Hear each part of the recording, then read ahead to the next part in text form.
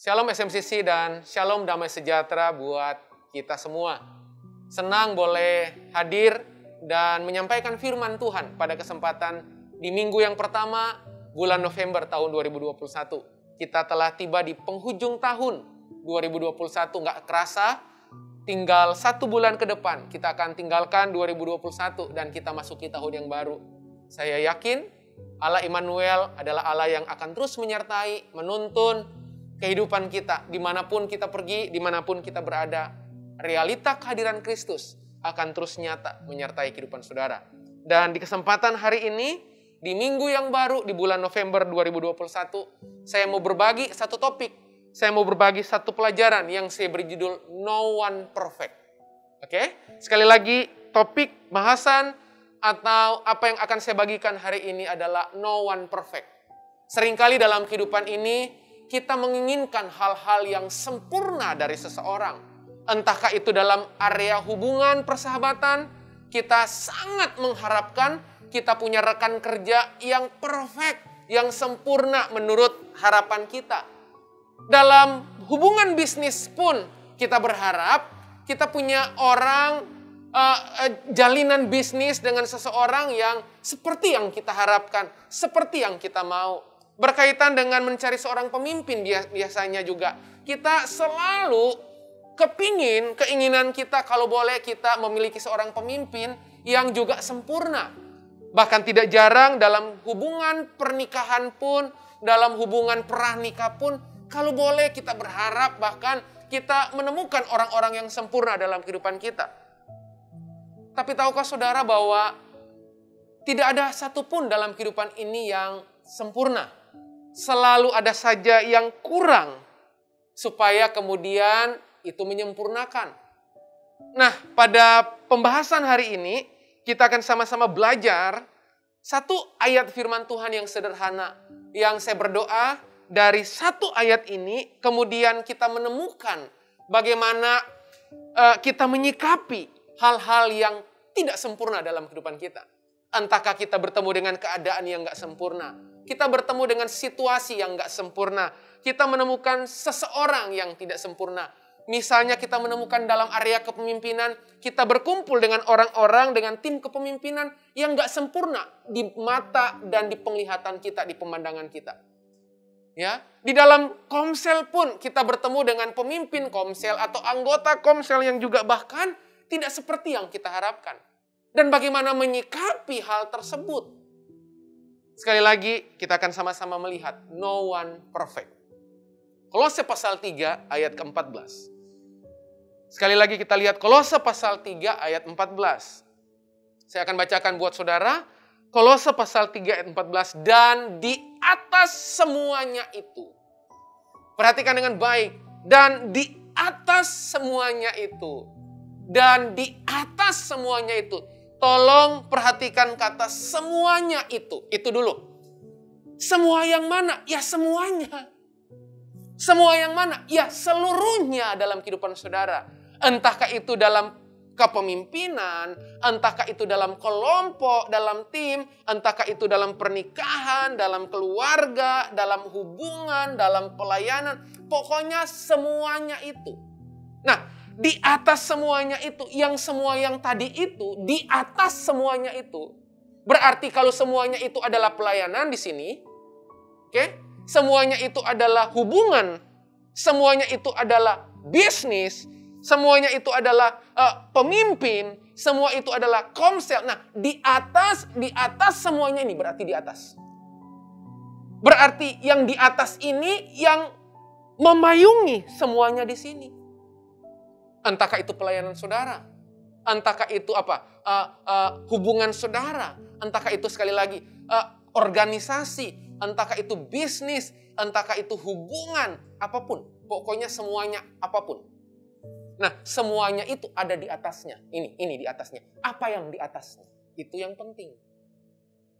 Nah, Alkitab menulis, dan di atas semuanya itu kenakanlah kasih. Saya ulang, Tuhan bilang dan di atas semuanya itu kenakanlah. Bahasa yang lain bilang pergunakanlah. Bahasa yang lain bilang pakailah. kasih. Berarti yang tadi ini harus ditunggangi oleh kasih. Oke?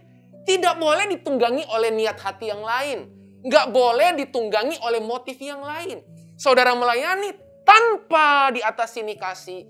Saudara menjalin relasi tanpa kasih. Saudara memimpin tanpa kasih. Saudara membangun apapun, membangun pernikahan, membangun apapun. Tanpa kasih, Alkitab bilang,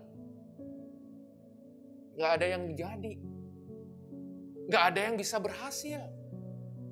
Nah, kalau yang di bawah-bawah ini Tuhan bilang di atas semuanya itu. Berarti yang semuanya ini di atasnya itu kasih. Kasih itu yang kayak apa? Tuhan bilang begini, firman Tuhan bilang begini. Kenakanlah kasih sebagai pengikat. Wow. Ya, kenakan kasih sebagai pengikat. Ya. Jadi dia mengikat pelayananmu, dia mengikat kepemimpinanmu, dia mengikat keluargamu, dia mengikat hubunganmu, dia mengikat pernikahanmu, dia mengikat masa depanmu. Semuanya di sini diikat oleh kasih, Alkitab. Makanya meniadakan semua ini di atas kasih, meniadakan kasih di atas semuanya.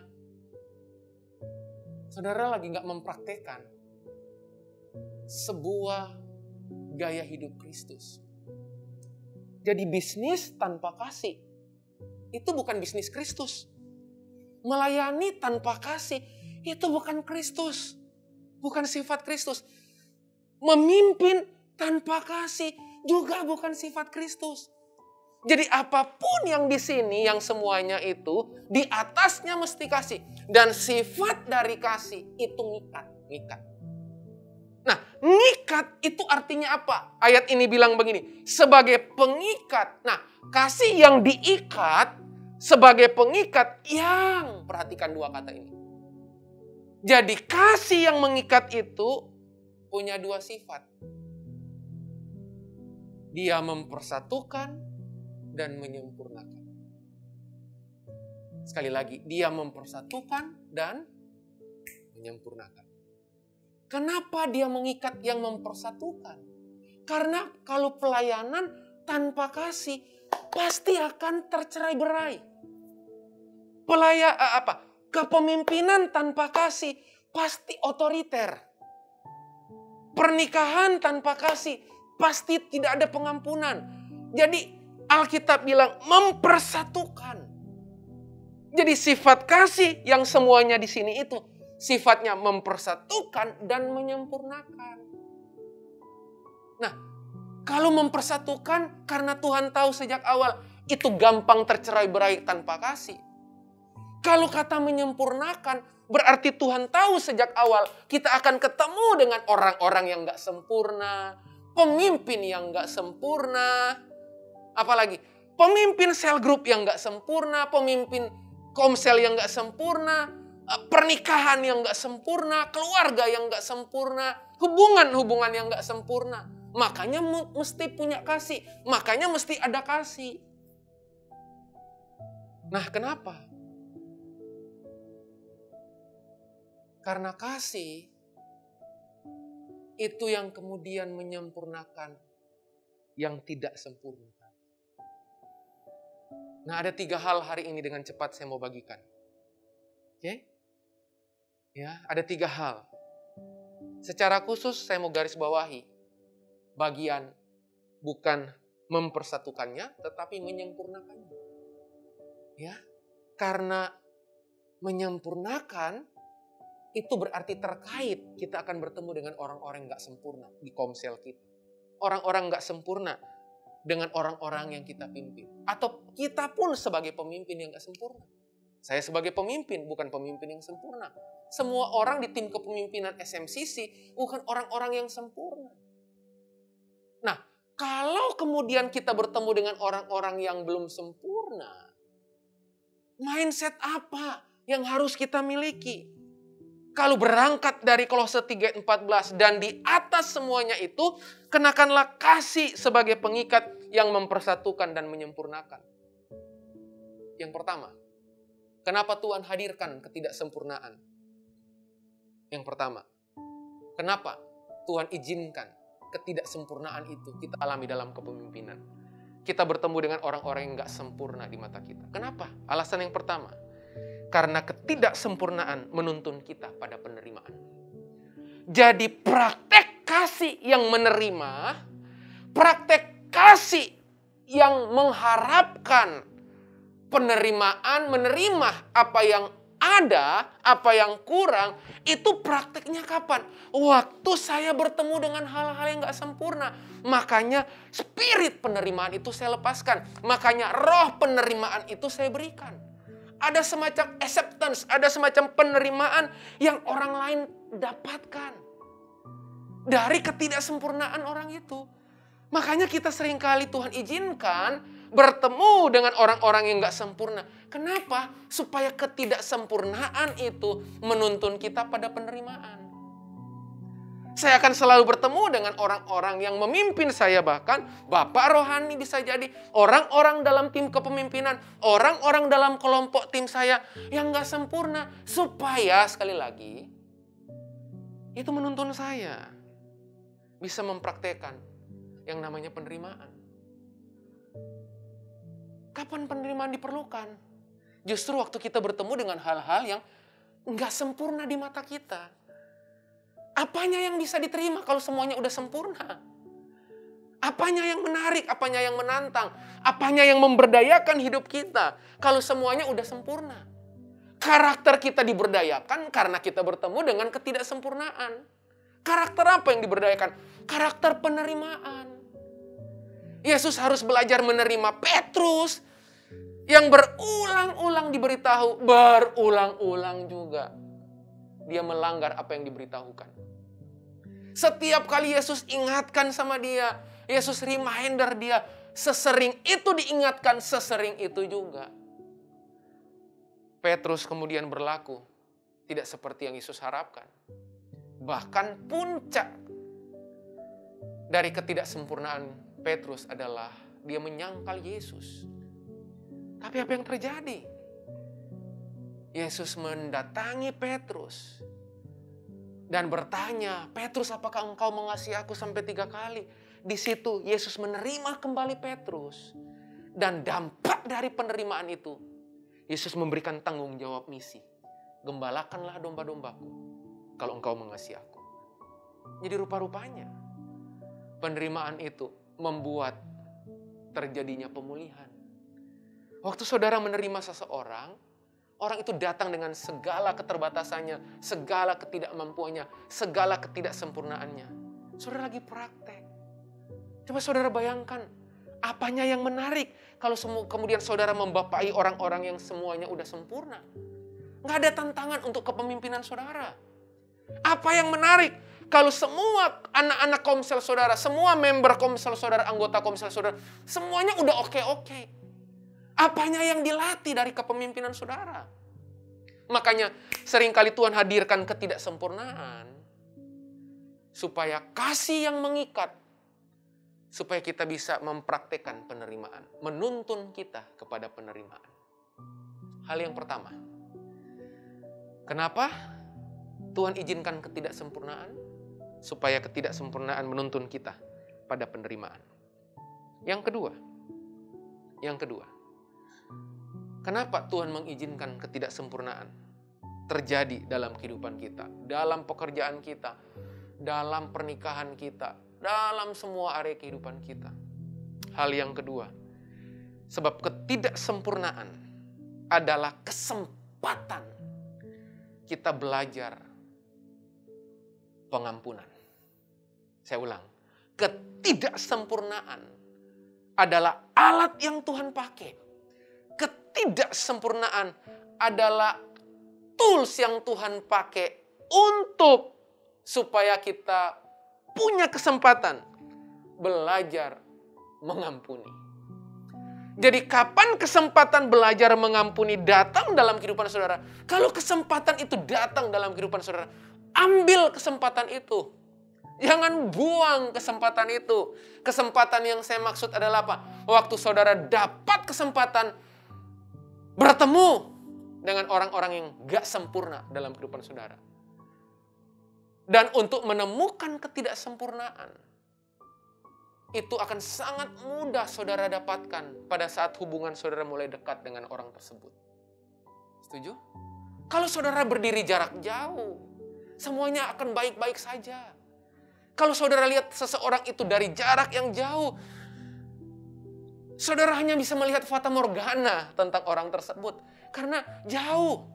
Yang jauh itu nggak terjamah. Yang jauh itu nggak tersentuh. Yang jauh itu hanya kemasan yang saudara bisa lihat. Tapi semakin dekatnya saudara membangun relasi dengan anak rohanimu, bapak rohanimu, pemimpin rohanimu, teman-teman sel grupmu, hubungan-hubungan yang saudara jalin, makin menunjukkan kelemahan-kelemahan, makin menunjukkan ketidaksempurnaan yang saudara lihat secara langsung tentang orang itu. Dan sebenarnya itulah kesempatan yang Tuhan kasih. Untuk apa? Belajar kasih dan pengampunan. Kapan saudara bisa belajar kasih dan pengampunan? Tentunya waktu saudara bertemu dengan ketidaksempurnaan. Saudara jadi jengkel, saudara jadi nggak puas gitu.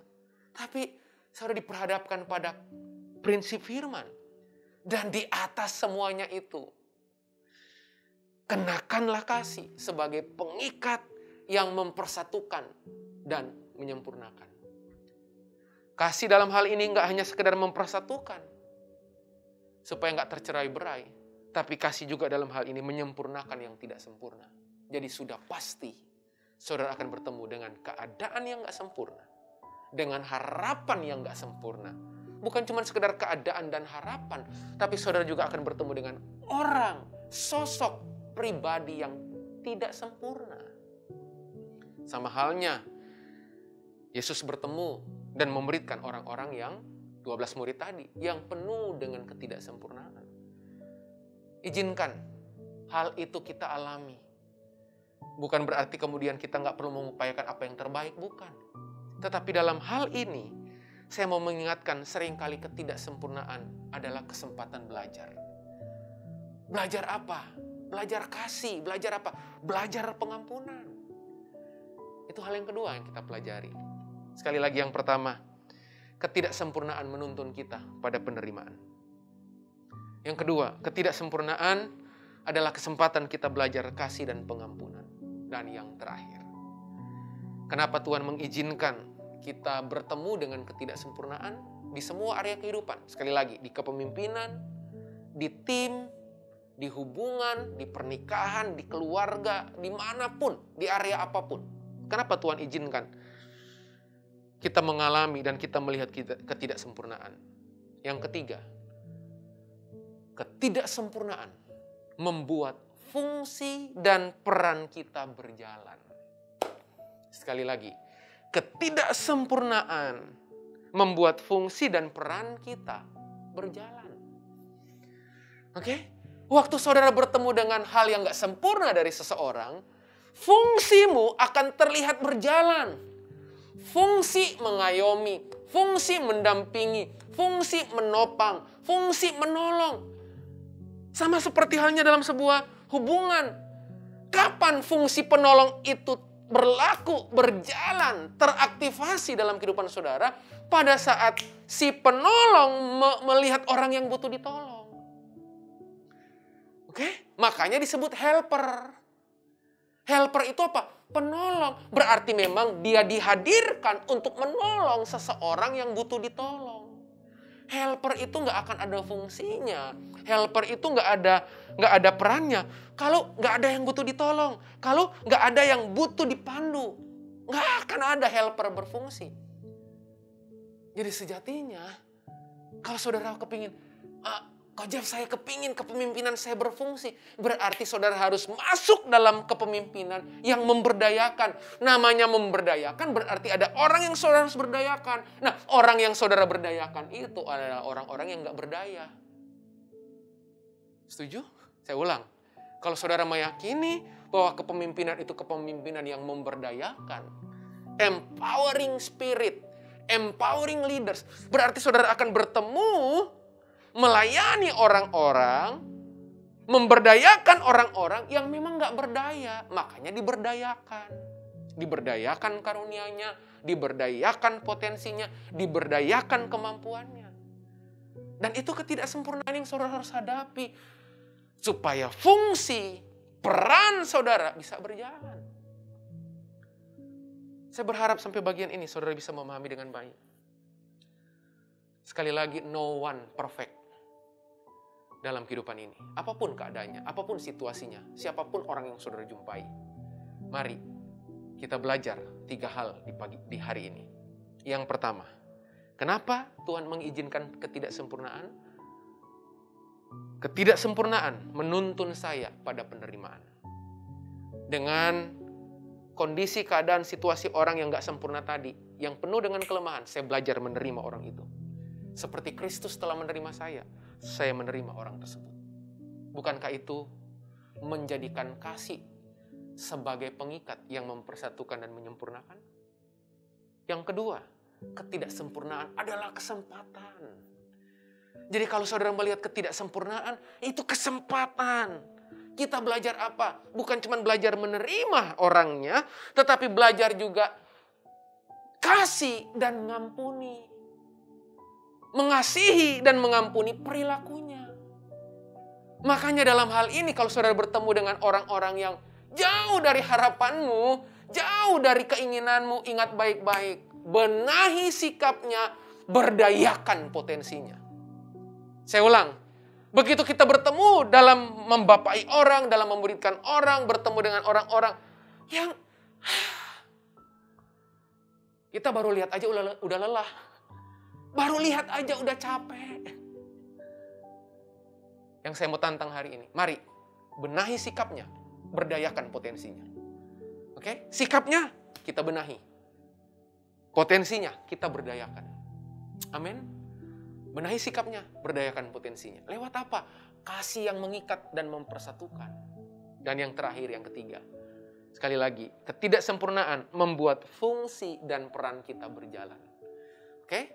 Waktu kita melihat ada yang butuh ditolong, disitulah kita sebagai helper menolong. Fungsi kita berjalan. Oke? Peran kita berjalan. Suami kepada istri, istri kepada suami. Waktu istri melihat suaminya penuh dengan keterbatasan, penuh dengan kelemahan, penuh dengan ketidaksempurnaan, disitulah fungsi istri sebagai helper, fungsi istri sebagai penolong. Menolong suaminya. Untuk menyempurnakan suaminya. Begitu juga sebaliknya. Jadi hari ini kita belajar 3 hal. Dan sebagai penutup, tahukah saudara? Saya mau bacakan sekali lagi ayat ini. Kolose 3:14. Dan di atas semuanya itu, kenakanlah kasih sebagai pengikat dan yang mempersatukan dan menyempurnakan. Kenakanlah kasih. Dan sadarkah saudara? Waktu saudara menjadikan kasih sebagai pengikat, saudara menggunakan kasih sebagai pengikat, saudara memperlengkapi diri saudara dengan kasih sebagai pengikat. Saudara mengenakan kasih sebagai pengikat. Ini yang akan terjadi. Kasih itu mengubah kewajiban menjadi kerinduan. Kasih itu mengubah kewajiban jadi kerinduan. Kasih itu mengubah yang tadinya harus mengampuni jadi rindu untuk mengampuni. Mengubah kewajiban jadi kerinduan. Itulah kasih yang mengikat, mempersatukan, dan menyempurnakan. Selamat hari Minggu. God bless you all. Tuhan Yesus memberkati. Kita berdoa bersama-sama. Bapa, kami bersyukur buat hari ini kami menerima firman-Mu Tuhan. Terima kasih buat kebenaran-Mu yang kembali mengingatkan kami bahwa no one perfect. Tidak ada satu orang pun yang sempurna Tuhan. Justru ketidaksempurnaan itu Tuhan izinkan, Tuhan sengaja hadirkan supaya kami belajar penerimaan. Ketidaksempurnaan Tuhan izinkan supaya kami punya kesempatan untuk belajar kasih dan pengampunan. Bahkan ketidaksempurnaan itu membuat kami belajar menjalankan fungsi dan peran kami bisa berjalan. Terima kasih, meteraikan firman-Mu, dan hari ini Kami mau berdayakan setiap orang dengan kasih Kristus yang kami terima. Dan dengan penuh kerinduan kami melakukannya. Karena kami mengasihi Engkau. Kasih-Mu yang telah mengikat kami, mempersatukan kami, dan menyempurnakan kami. Terima kasih Bapa. Hanya di dalam nama Yesus kami sudah berdoa. Kami mengucap syukur. Bersama berkata, amin, amin.